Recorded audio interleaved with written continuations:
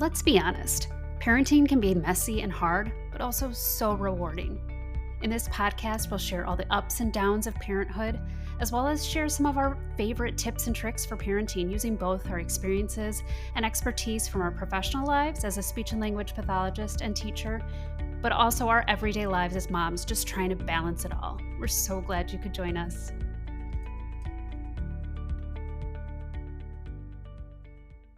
Hello, welcome to And Then We Had Kids. I'm Jenny. And I'm Sheena. And an even bigger welcome is that this is actually like our season 2. We've done this podcast for a year now. Sheena, can you believe For it? a year. Happy New Year, Jenny. Yes, 2023. 2023, bringing in season 2 of And Then We Had Kids. I mean, I'm really proud of us. I feel as if they're, for anyone who is a parent or even who's not a parent, when you start something, it can be really easy to say, I'm just going to put this on the back burner. My kids have got to come first. Just things keep popping up. Life gets in the way. 100%. And this is, for us, like a priority. And I'm so glad that we have stuck with it. We have really expanded on this idea that, we kind of started like many years ago. Yeah. Of like, what does it look like? And I'm so proud of us. I am too. And I'm excited for what this next year and this next season will bring for us. I think we've talked right. Like we've talked about so many other ideas on how to kind of continue down this path and have it continue to grow. So it's exciting. Yeah, it really is. I just can't believe it. I also feel like, in parenting, they're like, oh, what is it? Like the days are long, but the years are short, which is 100% true. And so it feels like we just started this and we've been doing this for a very long time. Yeah. And with, like as we talk about like goals for the podcast and things like that, are you one of those people that makes a New Year's resolution every year? No. I feel like I did. I was the one, like when we were in the schools, I'd print off all those cute worksheets and talk about it with students of like, hey, this is what people do. New Year's resolution, new year. Not necessarily a new you, but what can you do that's a little bit better? What can you work on? What do you want to get better at? But in reality, I don't think I've necessarily ever stuck with one or even came up with like a true one that I was like, you know what, January 1st, this is the day I'm going to start whatever it is. And then by March, April, May, whatever, I wasn't doing anything anymore. April, May, I feel like I would make one, and typically like mine was like the typical, like, oh, I'm going to be like better about working out and watching what I work out. Yes. And active. Like come February.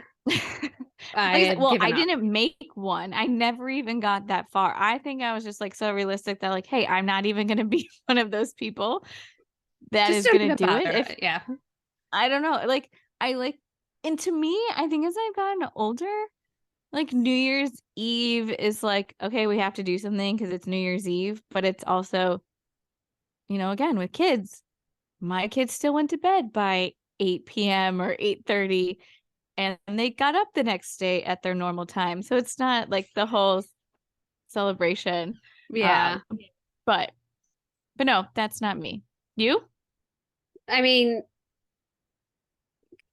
half-assed in the past. Yeah. Yeah. Like I said, like I would do like the typical, exercise more, eat better. And it lasted maybe 4 to 6 weeks. However, yes, one of the like new trends that I've been seeing, and maybe it's not a new trend and I'm just like seeing it for the first time, is I've been seeing folks on like Instagram and social media posting like their word of the year, or like a word that like identifies how they're going to focus on the year or what their focus is going to be. I don't fully understand it because again, I've not seen it before, but have you heard of this? Either. Yeah. No. I have not heard about like the word of the year, but the concept of what you're talking about makes sense. So instead of like creating a one singular goal that you most likely aren't going to stick with, you have like a word that you're kind of like, here's my overarching theme of the year. Yes. Like I feel like it's a little bit more broad. And then because it's broad, it makes it a little bit easier to follow through on or keep up with. Like I've seen some, so I've Yeah. What seen are some examples that you've people seen? posted the word growth, which really could be several different things, right? So it could be, you could focus on growth in one area in January and then growth in something else in February. Someone else's word I saw was peace. Oh, okay. For someone who might be dealing with a lot of stress or conflict, to just really focus on peace might be their word. Have you thought about a word for yourself yet? Or no, you haven't gotten that far. You've just seen this. I liked the word growth for several reasons. I think growth ties in really nicely with year 2 of this podcast and where we want to take this. I mean, I put you on the spot. I didn't know if you put had me on the spot. I was not prepared for this question. I do feel like the word freedom resonates with me. And I'll tell you why. Yeah. To me, freedom also means like being able to do what I want. Right? Like not being bogged, healthy way. Not being bogged down by like all of the things I have to do at work or the laundry that has to get done. Like to me, it's being able to do things like this that I'm passionate about. Getting to travel more, quite honestly, maybe moving abroad, things like that. But being able to like focus a little bit more on things that are like I'm passionate about and make me feel good instead of being tied down to the typical 9 to 5. Yeah, I like that word. That sounds, it's really powerful. So I'm going to put you on the spot. What if you had to pick a word, what would it be? Oh, I have like so many. Well, not so many. That's not true. It's more so like I'm trying to think of one. I feel, I don't know why this one's coming to my mind because it's not necessarily who I am currently in a way, but I feel like adventure or like is coming to the forefront of my mind. And it's not like I'm a very big like risk taker or anything like that, but I think that's almost why it's coming to my mind. Is like trying something new, sticking with something that I might like normally like back down from or like not be willing to try. Slightly out of your comfort zone. Yeah, like just like in sticking with it. And like, so I don't know. That was what was coming to my mind. So the other thing I've seen that people do, some people have been doing with their word of the year, is to create vision boards, which to me feels a little like arts and crafts esque, which is not typically my jam, but I don't know. I might actually try it. I've seen those. I've seen vision boards for people. And I don't mean like as like New Year's and like, I don't mean like cutting like pictures out of a magazine. Like I've seen people doing that when I was in like middle school, junior high, probably high school even. But like what I've been seeing now is people creating vision boards with their word and like then making that the background of their desktop. Oh, I feel like that's something we should challenge ourselves to do. I know. So I think we should take some time, like in the next week or two, to think about what work. Because I like that. I think when I think of resolution, it's a little bit, in a way, I just know, like I hear the word resolution. Exactly. Yeah. I know I'm not going to follow through. So doing like a word and then a vision board, it's different because I think you can, similar with a resolution though, you could always like go back to it and you don't feel like you've like given up on your word. Whereas like, let's say yours was to like work out more, like you said, and I feel like that's a really common one as a resolution, that if you're like kind of done, you're like, okay, well, maybe I'll try again later. But like, it doesn't feel the same. I was definitely like the person that would pay for like gym memberships or like workout and then down the line, you're like, where's my money going? Right. So yeah, so I'm going to challenge us to do that, to do the vision board and a word of the year. And then maybe next episode, let's check in talk about what we've done, and then we can share what our vision boards look like. And I think the reason I like the idea and the more broad, just the broad focus, is it ties in nicely with our topic of the episode. Yeah, which I agree. It kind of worked out. It was not supposed to have happened this way. Was actually very unintentional, because the episode you're about to listen to is actually an episode we recorded in 2022. Mm-hmm. And I, Sheena, forgot to edit it and post it. And then I was like, shoot, well, now we've got this extra episode. Yeah, somehow our math that month was not adding up. So we had an extra episode. I don't know what was going on in my mind, but I think it works out perfectly, because then it was like, oh my gosh, this is clearly the episode that starts us in season 2. It aligns nicely with the new year, people kind of refocusing on themselves and what they want to pay attention to. And that topic is growth mindset. Yeah. So it's definitely a topic that we heard in our school a lot. And it's kind of those buzzwords that really have stuck with us. And I feel like it's really has stuck with, I know for me, like my parenting style, and like kind of what's always like running in the back of my mind of helping my kids work through challenging situations, try something new. What does the language sound like when I'm trying to support them? What does it actually look like? So yeah, growth mindset is an incredible topic that if you haven't heard of it yet, we really hope that you enjoy this episode. And if you have, I hope it kind of like, like Sheena said, it's the beginning of the new year, thinking about maybe trying something new, putting yourself out there, working on things that are hard, that this is a great episode to kind of bring that back to you. So we hope that you enjoy the episode. I think quick shout out, keeping in mind that this is 1 year since we've been doing this.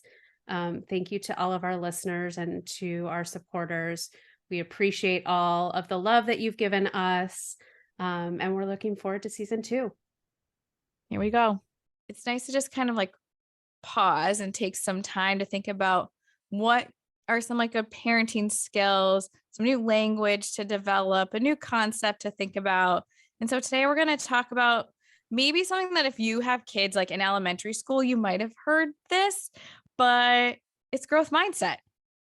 And it's an awesome kind of like, I felt like it was a reframe for myself when I first started out at the elementary school I worked at, Sheena. I remember like learning about growth mindset and being like, and having so many aha moments about it.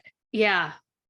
And it was just so helpful to kind of reframe everything for kids who sometimes get frustrated when they see their peers or their siblings doing something that they're like just naturally good at and they're not. And just teaching them kind of the language of the word yet. I might not be good at it yet. Yeah. So growth mindset, if you haven't heard of it, which maybe haven't, it's this idea, concept, language, so many pieces that a Stanford psychologist named Carol Dweck and her research team, they coined these terms, growth mindset, compared to what's called a fixed mindset. And so the idea of growth mindset is that the skills that you have, that you can grow, that you can get better. There's always room for improvement. That's kind of like how you build success, not just with academics, but socially out in the world when you're an adult, versus a fixed mindset where you believe that your skill sets are set in stone, like what you were kind of born with, whatever you got going for you, that's what you got. You can't really do much about it. Right. So, go ahead, Sheena. I was just going to add, I think it also gets to the fact that a lot of times our skills take some practice and some work. And I'm thinking of myself. I am not athletic, but I am a little bit more musically inclined, but it's not like my first lesson I was playing Mozart or Beethoven. Right? Like I had to put in the work and effort to become good at it. Totally. So it's that concept of, I might not be good at it yet, but by putting in some of that work and the effort, I can get better. Mm-hmm.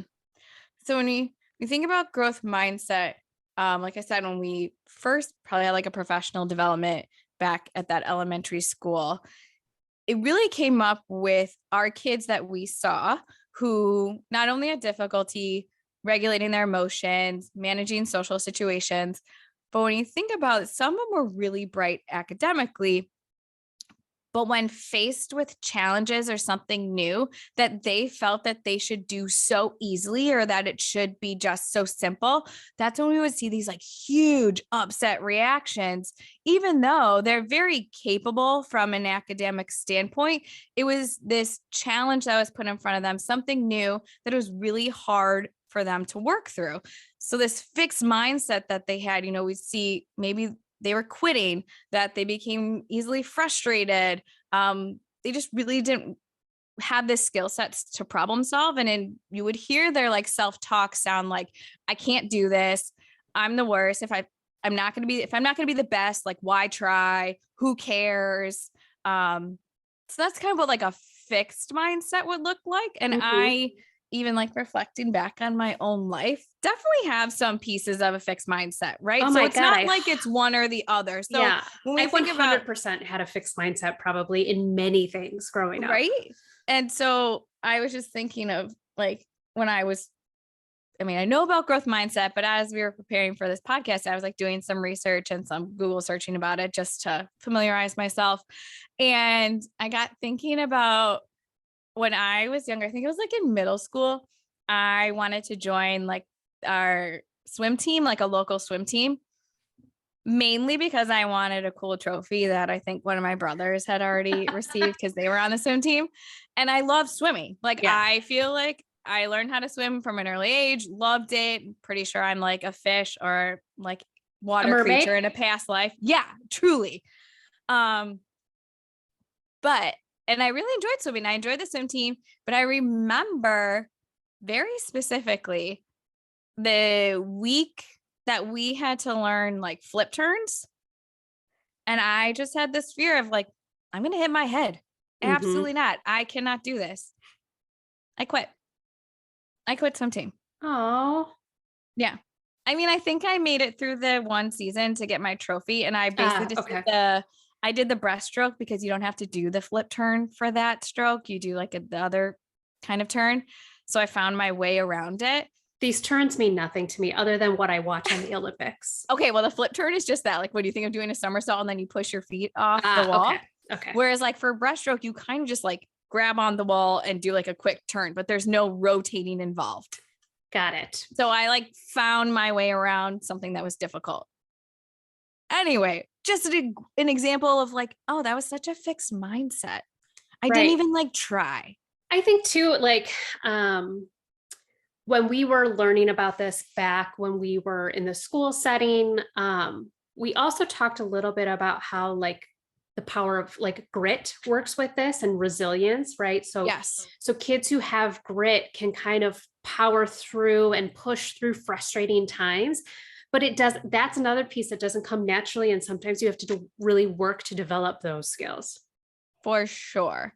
And I'm not saying like, if you praise your kid the right way, they're going to become like an athlete, like a NBA basketball player, or you're going to become the next, like you said, Mozart or somebody. But it's the idea that you can not get defeated, that you can keep going, and that you recognize like, okay, mistakes happen, maybe as many failures happen. And I feel like as adults, like when we see successful people, how did they get there? It wasn't like a one and done opportunity. They tried and tried and tried. And so when you think about like from, again, a parenting perspective, what does that sound like? What does that look like? when we think about praising our kids, and again, this comes like naturally to a lot of us to tell our kids, you're so smart. I feel like that phrase now has like, it's like nails on a chalkboard to me. Yeah. If you just say that, if you simply praise kids for their intelligence, saying you're so smart, that was so easy for you, you're so good at math, you're such a math person, you're such an art person, and kind of like putting them into like these little boxes. And when the saying you're so smart, again, it's not terrible to say, but if you're just saying that, you're just adding value to intelligence alone. Right. And it's kind of like that quote unquote end goal versus the process of getting there. Totally. Which is what also helps with some of that intrinsic motivation. Mm-hmm. So again, intrinsic comes from the inside, like what you want to do for yourself. Like extrinsic motivators are like a sticker chart or working towards a prize box, or as adults, like getting a paycheck is an extrinsic motivator. Exactly. Not bad, but there are also those intrinsic, like your personal, like I want to do this so that I feel good, or like I feel proud, or I know other people are going to feel proud of me. Yep. So at a growth mindset, praise, we could be like, you're so smart. You could say that phrase, but then also saying, I liked how hard you worked. Remember how you couldn't do that last time? Now you can. Or that was really challenging and you got through it. Or we problem solved 3 times. You tried it one way, it didn't work. You didn't give up. You kept going. So again, really praising and putting emphasis on the progress, on the improvement versus just the intelligence alone. Yeah. It reminds me of another professional development, a conference I went to a few years ago, pre-COVID, where we listened to a woman, I believe her name was Bonnie St. John, and this is just popping up in my head, so I don't have it in my notes right now. But I believe her name's Bonnie St. John, and she was a Paralympic skier. Oh. And she talked about how the reason, one of the races she was in, and I believe it was the one that she actually placed in and received a medal for, was it was a really icy day on the slopes and everyone kept falling. But the reason she won or like had such a good score was because she was the quickest at picking herself back up again. Oh. She could have easily just given up, you know, said, I fell, the race is over, but instead she picked her, she got right back up and finished the race. And that was what helped her place in that race, right? And win the medal was the fact that she was the quickest to pick herself back up and get back to her task at hand. That's a great, seemed like why it worked. She was a really amazing speaker. Oh, that's cool. I feel like that would be a really good person to see. Yeah. And again, like someone like an Olympic athlete. Right. She's definitely skilled in what she does, right? Right. She made it to the Olympics. Yeah. But it doesn't mean she would have won or doesn't mean anything like that. But what goes into it is like the hard work and the getting better, the not giving up. Yeah. And so again, the beauty of a growth mindset and helping build that in our kids is that it really does build this lifelong love for learning. And like you said, building that resilience for when things get hard, not only in the academic world, but out in the real world. But you're just like giving them these nice building blocks to be successful in life. Yeah.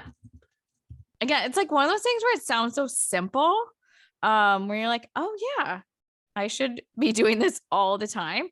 And it's quite difficult. And I think that as like the natural brain is like geared towards focusing on the negative of like what didn't go well, maybe like a presentation, I'll always like think about like, I totally botched that one part versus thinking about everything that went into it, what went well, that things of that nature. Yeah.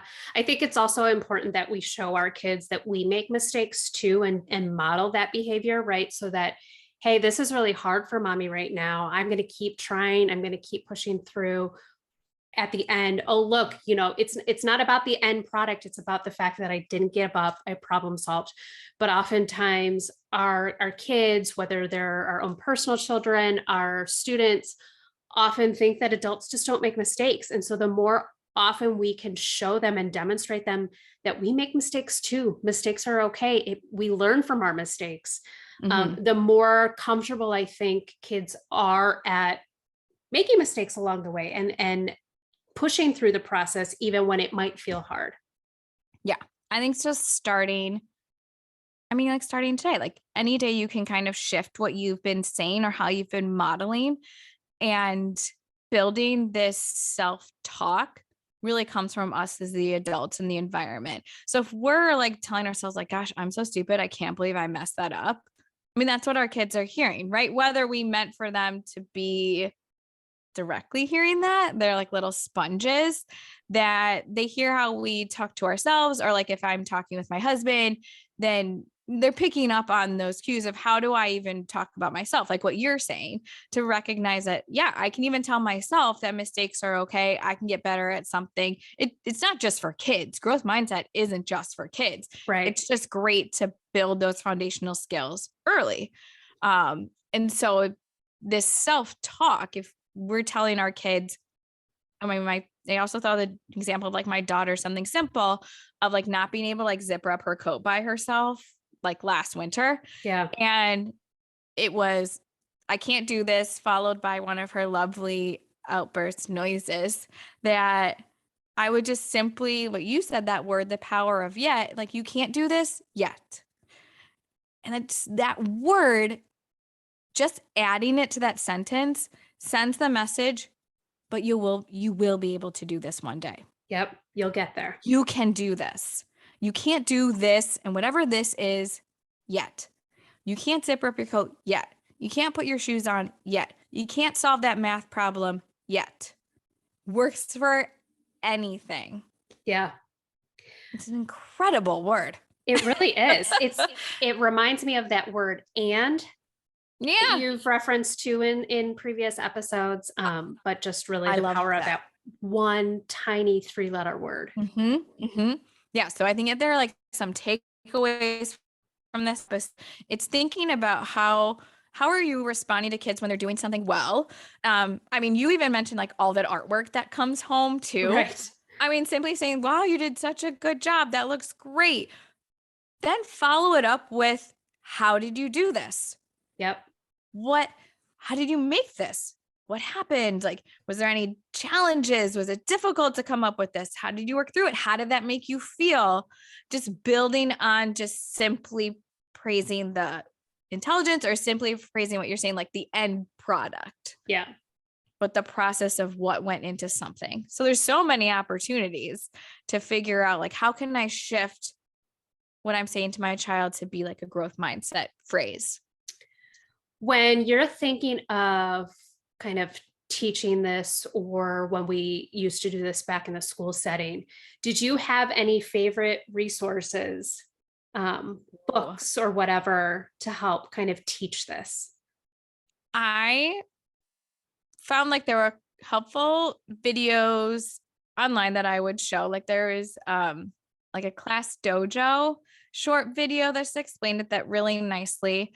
I like the book, The Most Magnificent Thing.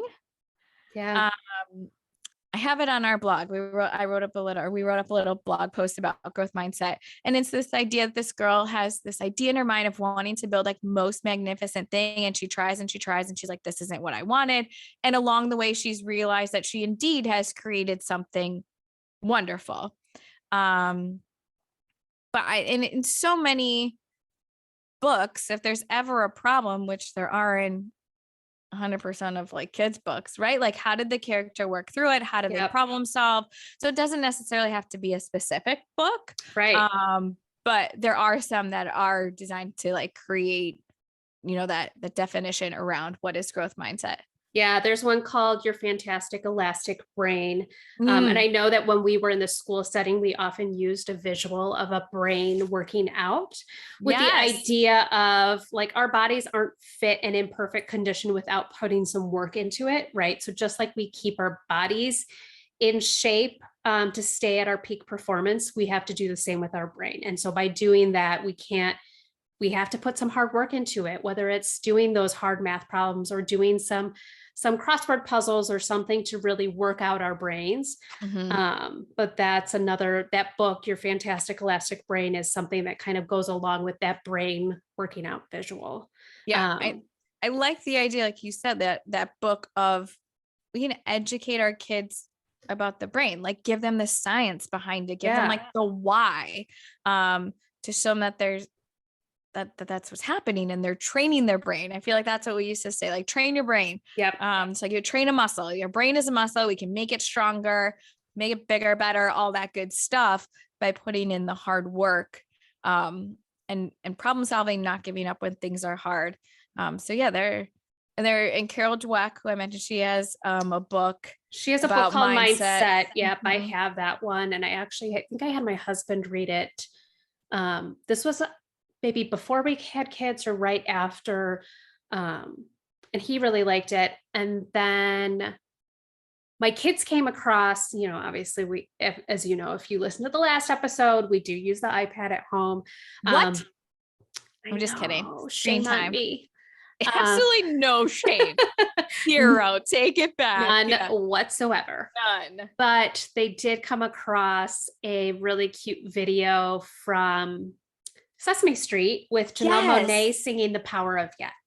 And it's really cute, really catchy, but really emphasizes that power of yet, that wording, the growth mindset piece. So it's another really great resource, especially if you have younger kids that are still into Sesame Street. Yeah, that one is cute. I feel like there was another, Sesame Street, well, they've always had great kind of like songs and things and like topics. Like as of late, they have a lot of wonderful ones about like belly breathing. Yes. This growth mindset one.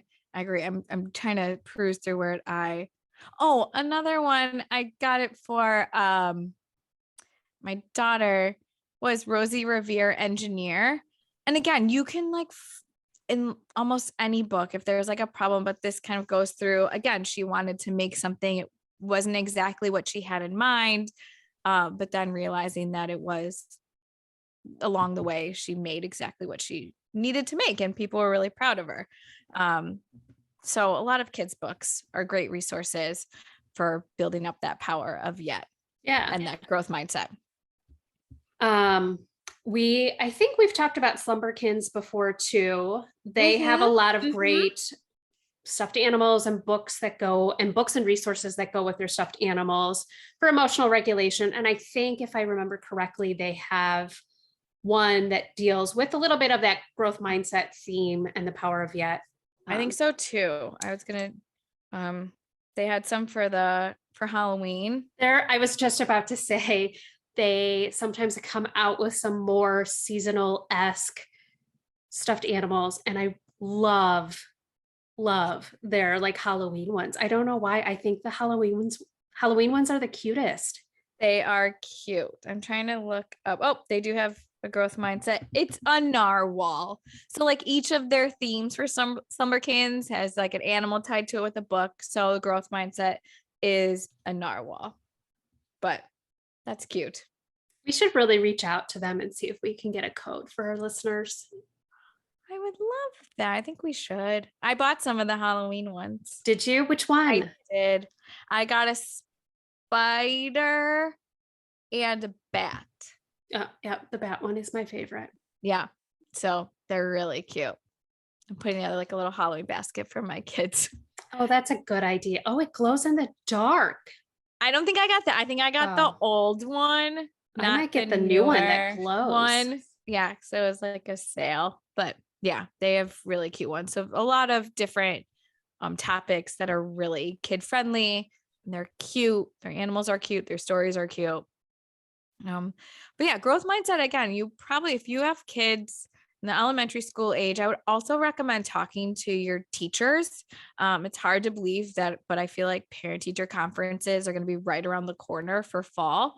And if you're curious about if they're implementing a new growth mindset language, what does that sound like? What does that look like in their classroom? How can you carry that over into your home, or vice versa? If you're doing something at home and you want your teacher to kind of know what you're working on, teachers are always great to collaborate with, really wanting your student or your child to do the best that they can.